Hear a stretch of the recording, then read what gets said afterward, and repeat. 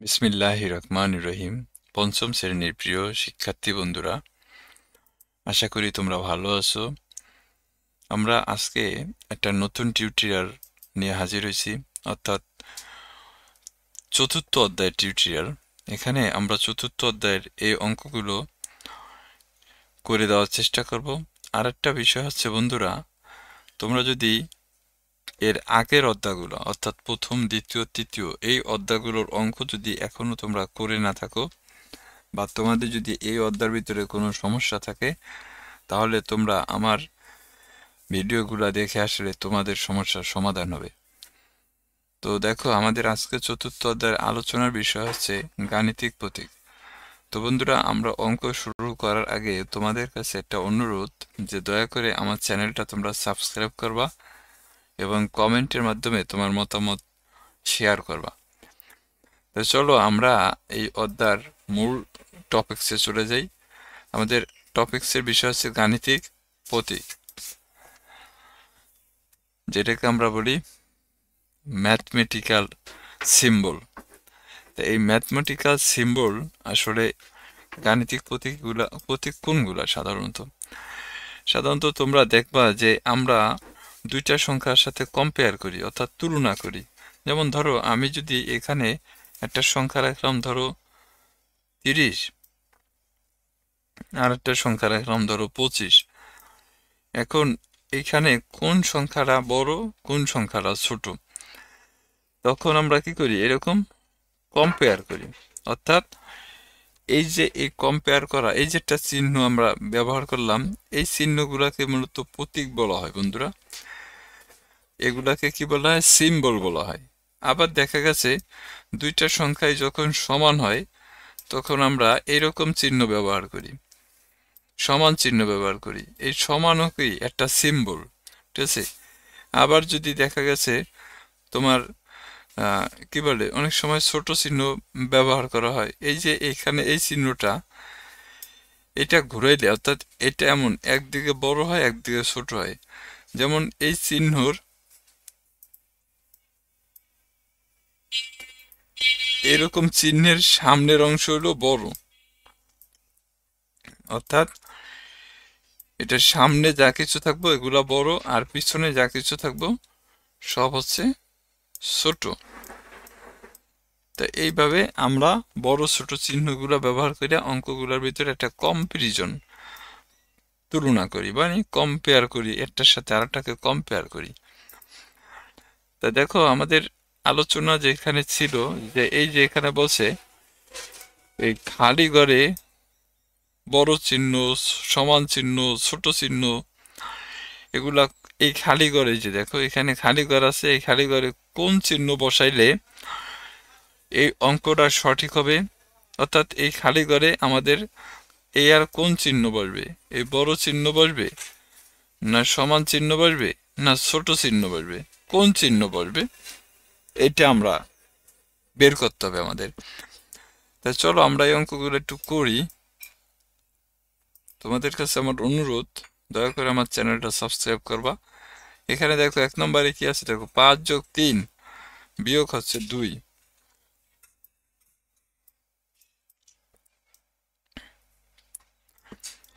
5 যোগ 3 বিয়োগ হচ্ছে 2।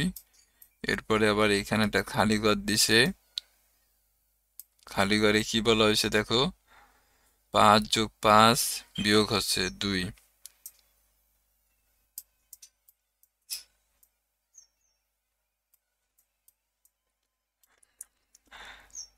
এখন দেখো তোমরা এটাকে, এই যে এই খালি ঘর চিহ্নটা আছে, এটাকে তোমরা সমান সমান যদি মনে করো, তাহলে দেখো এটা একটা পক্ষ, এটাকে বলা হয় বাম পক্ষ,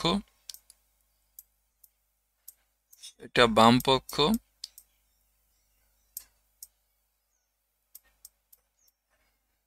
আর এটা হচ্ছে ডান পক্ষ।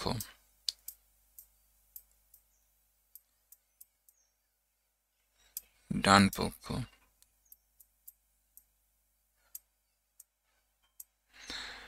এই যে বাম পক্ষ ডান পক্ষ তুমি মনে করো, তাহলে এখানে দুই সাইডের অঙ্কই আমাদের করতে হবে। অর্থাৎ এই পাশে কাজও করতে হবে, এই পাশের কাজও করতে হবে। কইরা এরপরে আমরা দেখুম যে যদি দুই পাশের মানেই সমান হয় তাহলে এখানে সমান চিহ্ন বসবে।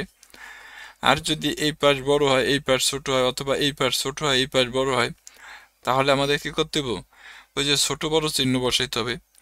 তো চলো আমরা এটা একটু করি। দেখো এখানে যোগ চিহ্ন আছে, বিয়োগ চিহ্ন আছে। একটা জিনিস খেয়াল রাখবা যে কোনো অঙ্কের ভিতর যদি যোগ বিয়োগ দুইটা চিহ্ন থাকে, তখন সর্বপ্রথম তোমাকে যোগের কাজ করতে হয়, এরপরে বিয়োগের কাজ করতে হয়। দেখো তো 5 আর 3 যোগ করলে কত হয়? 8 হয়। মাইনাস কত? 2। এরপরে এখানে খালি ঘর দাও তো, 5 আর 5 যোগ করলে কত হয়? 10 হয়। বিয়োগ কত? 2।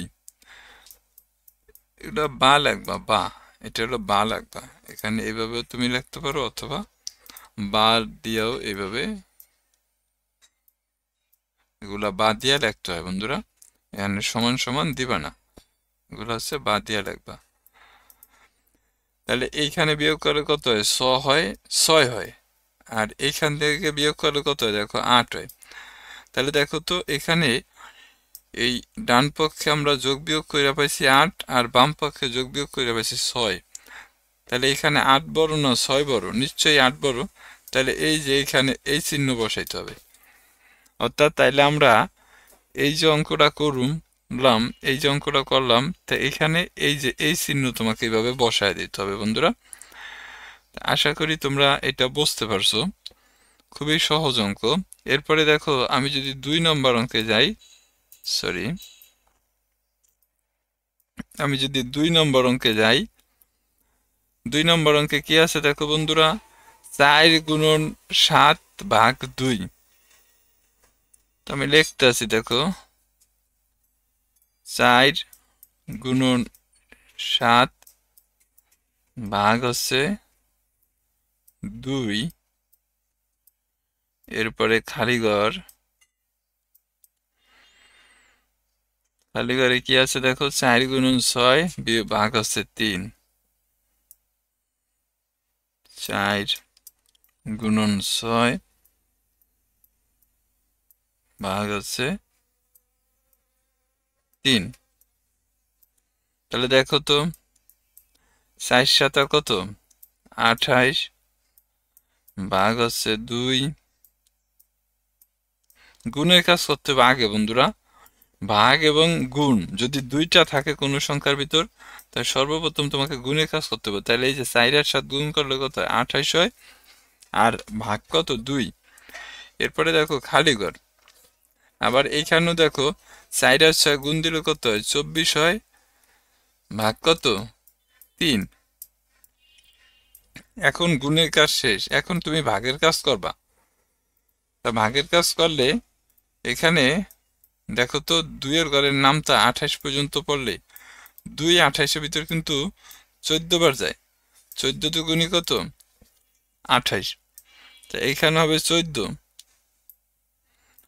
খালিঘর 3 24-এর ভিতর কত? 8 বার যায়। তা দেখো তো বন্ধুরা, 8 বড় না 24 বড়? 14 বড়। তাহলে নিশ্চয়ই 14 বড়। এই যে এখানে এই চিহ্ন হবে। তাই তোমরা এই যে এইখানে কিন্তু তোমাদের এই চিহ্নটা হবে বন্ধুরা, এই যে এটা। এর পরের অঙ্ক দেখো, সেকেন্ড ব্র্যাকেট 13 যোগ 5 ভাগ 3। 3 নম্বর অঙ্কটা যদি আমরা করি,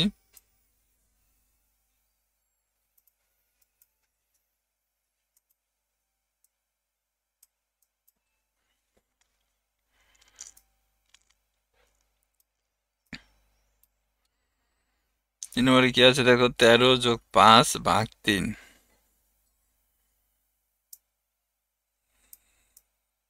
13 যোগ 5 ভাগ হচ্ছে 3। এরপরে সেকেন্ড ব্র্যাকেট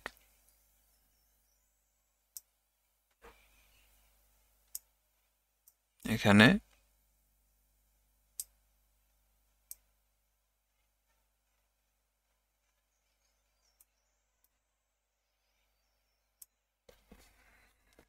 এরপরে কি আছে দেখো, খালি ঘর 2 যোগ, এখানে খালি ঘর, এখন খালি ঘর, এখানে হলো 2 যোগ, এখানে আবার একটা সেকেন্ড ব্র্যাকেট, এরপরে ফার্স্ট ব্র্যাকেট, কি আছে এখানে 9 বিয়োগ 6, এখানে লিখবা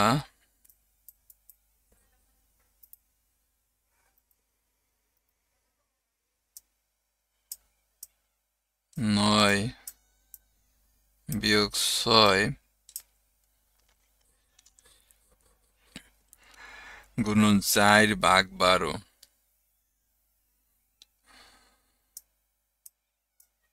গুণন 4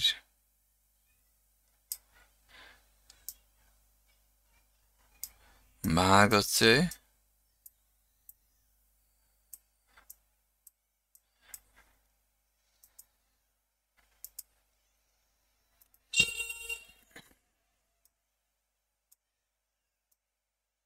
ভাগ হচ্ছে 12। দেখো বন্ধুরা, এইখানে কিন্তু আমাদের ব্র্যাকেট আছে, ফার্স্ট ব্র্যাকেট আছে, সেকেন্ড ব্র্যাকেট আছে। তা এই অঙ্ক করার জন্য আমাদের সর্বপ্রথম প্রথম বন্ধনীর কাজ করতে হবে, এরপরে দ্বিতীয় বন্ধনীর কাজ করতে হবে, এরপরে যোগ বিয়োগের কাজ করতে হবে যদি থাকে। তা দেখো, এই ব্র্যাকেটের ভিতর এটুক হলো প্রথম বন্ধনী, মানে ফার্স্ট ব্র্যাকেট, এটার ভিতর এটুক হলো ফার্স্ট ব্র্যাকেট। তা আমরা এখন ফার্স্ট ব্র্যাকেটের কাজ করব।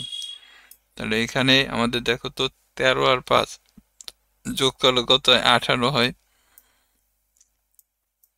ভাগ কত? 3, এরপরে মাইনাস কত? 60, খালি ঘর 2 যোগ, এখান থেকে আবার তুমি যদি 9 থেকে 6 বিয়োগ করো তাহলে 3 থাকে, গুণন হচ্ছে কত? 4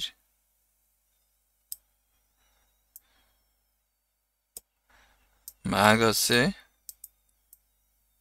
12।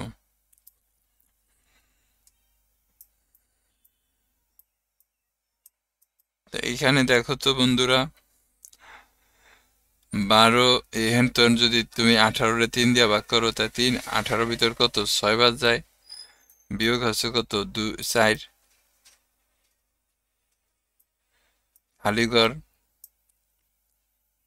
এখানে কত? 2 যোগ, এখানে দেখো তো বন্ধুরা, তুমি যদি এটা 3 4 কত হয়? 12 হয় না?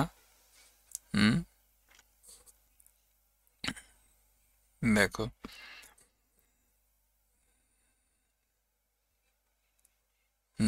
3 4 হচ্ছে 12,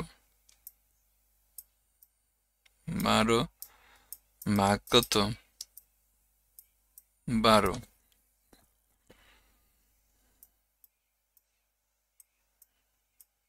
এটা থেকে এটা বিয়োগ করলে 2 থাকে বন্ধুরা। আর এইখানে কত? খালি ঘর,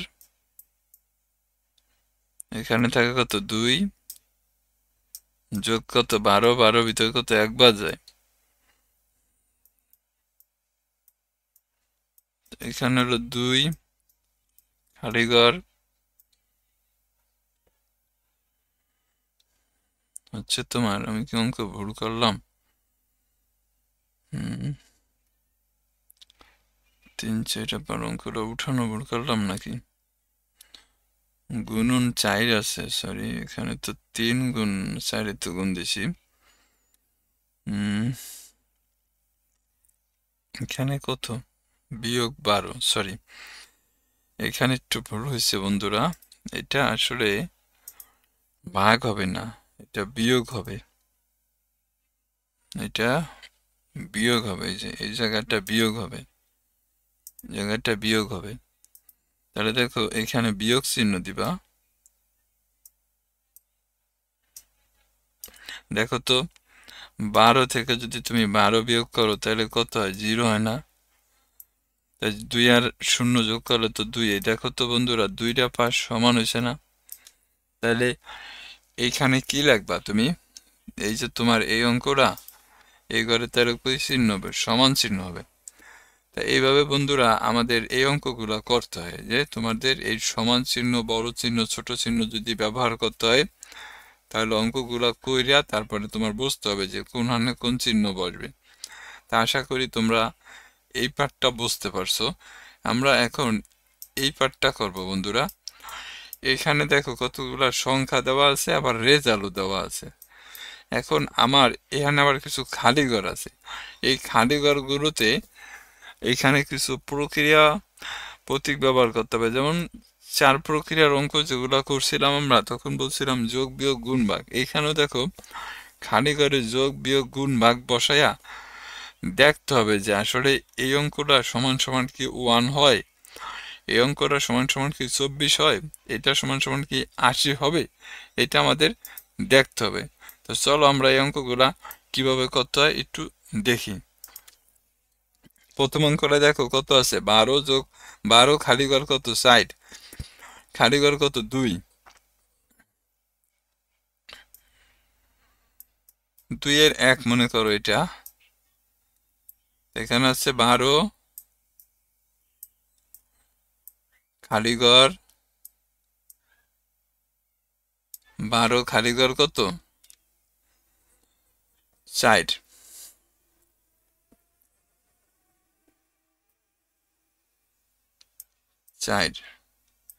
এরপর খালি ঘর কত 2, এরপরে সমান সমান কত 1।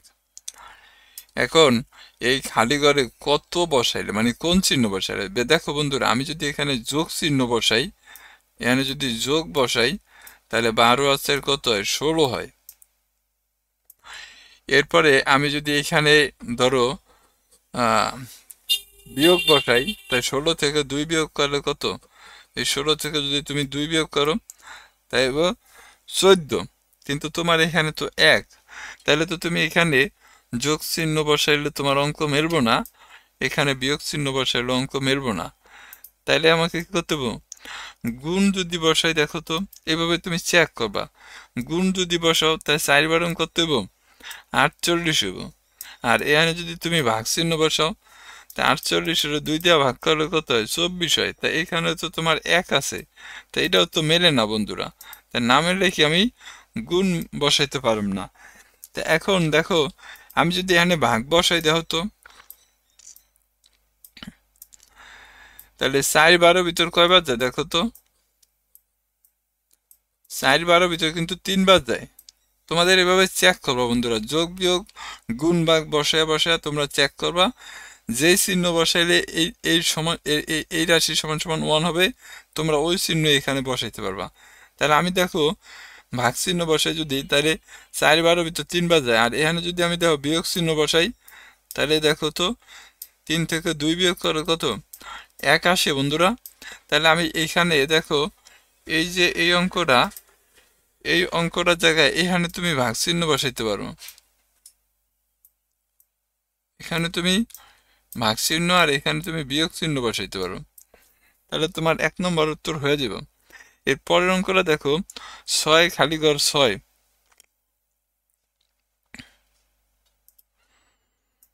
2 নম্বর আছে 6 খালি ঘর 6 খালি ঘর 12 সমান সমান কত 24।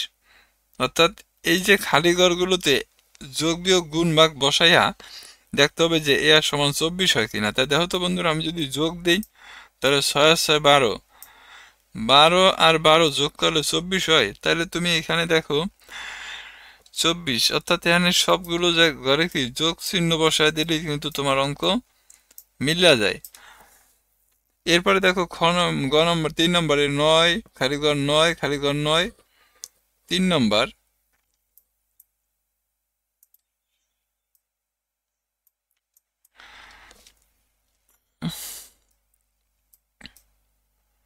9 খালি ঘর 9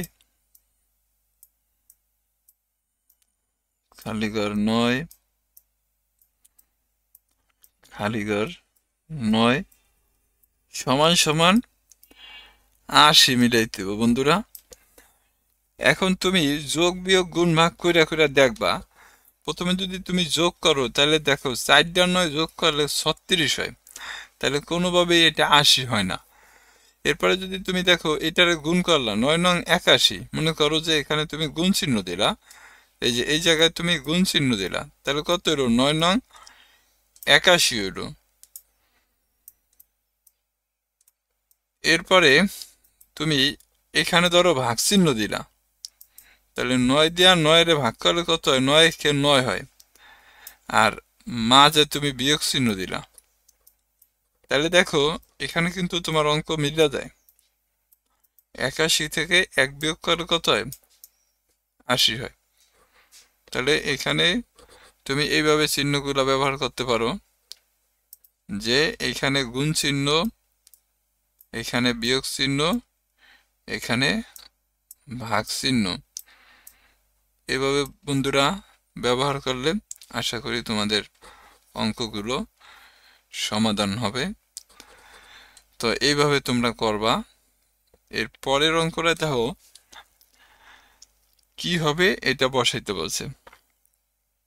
আমি যদি এটা একটু করি, দেখো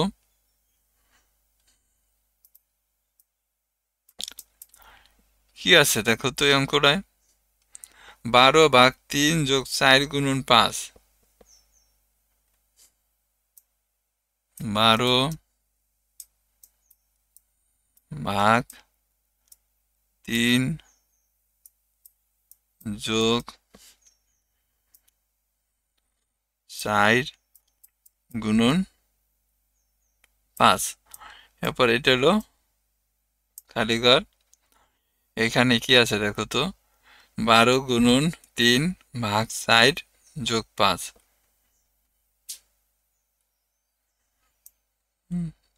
12 গুণন 3 ভাগ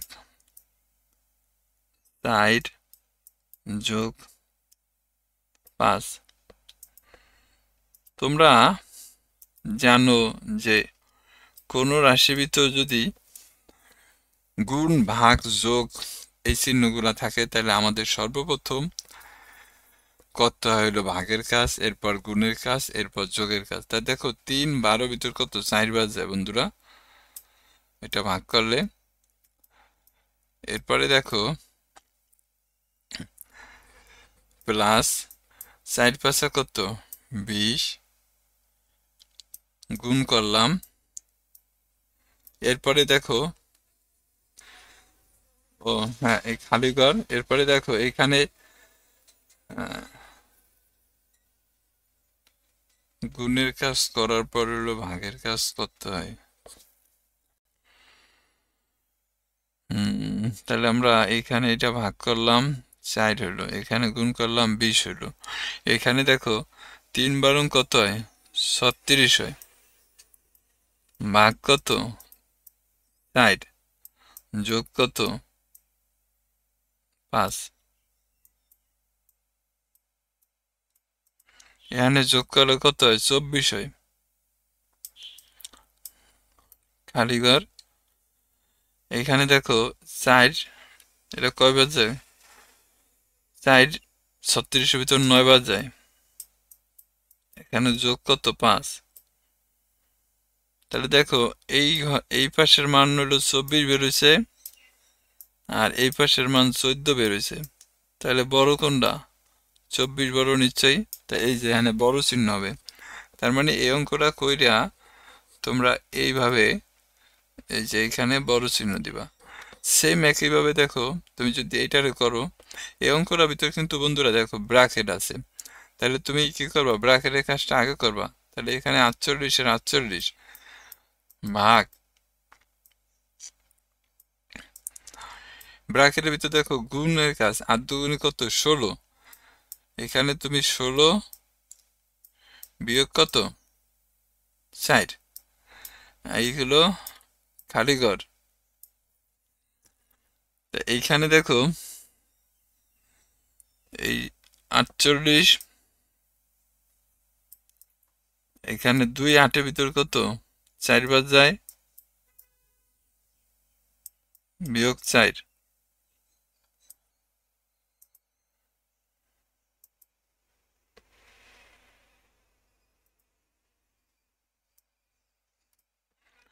তাহলে এইখানে 48 ভাগ এটা থেকে এটা বিয়োগ করলে কত 12 থাকে, এখানে খালি ঘর, এটা গুণ দিলে কত হয় দেখো তো, 4 আটা 32 কে 2 থাকে 3, 4 4 16 3 কত 19 বিয়োগ কত 4।